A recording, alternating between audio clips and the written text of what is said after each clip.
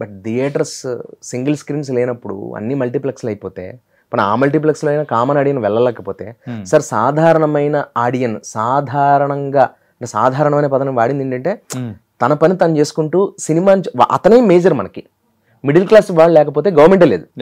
అలాంటప్పుడు ఒక common man లేకపోతే సినిమా ఎక్కడ ఉంటుంది? ఏ క్లాస్ పర్సన్ ఎవ్రీ టైం రాడు, వచ్చి స్టైల్గా కూర్చుని వాడు బాగా బలిసి కొట్టుకుని ఒక పాప్కార్న్ బకెట్ తిని వెళ్ళిపోతాడు, వాడు మళ్ళీ రాడాడు. బట్ రిపీట్ వచ్చే ఆడియన్ కామన్ మ్యాన్, 25,000 20,000 సాలరీ కూడా వస్తాడు. మనం అనుకుంటాం కానీ బీసీ ఆడియన్సే రిపీటెడ్ గా వస్తుంటారు, కలెక్షన్స్ కూడా అక్కడి నుంచి. అసలు వాళ్ళ బీసీ వాళ్ళ అనాలి ఏ క్లాస్ అని, మనం తిన్నది వాళ్ళ వల్ల. కామన్ మ్యాన్ లేకపోతే సినిమా లేదు, కామన్ మ్యాన్ థియేటర్కి రావట్లేదు, దాని తప్పు మందే. అది ఎవరిది అనడానికి మనకు అర్హత లేదు, నా స్థాయి కాదు అది.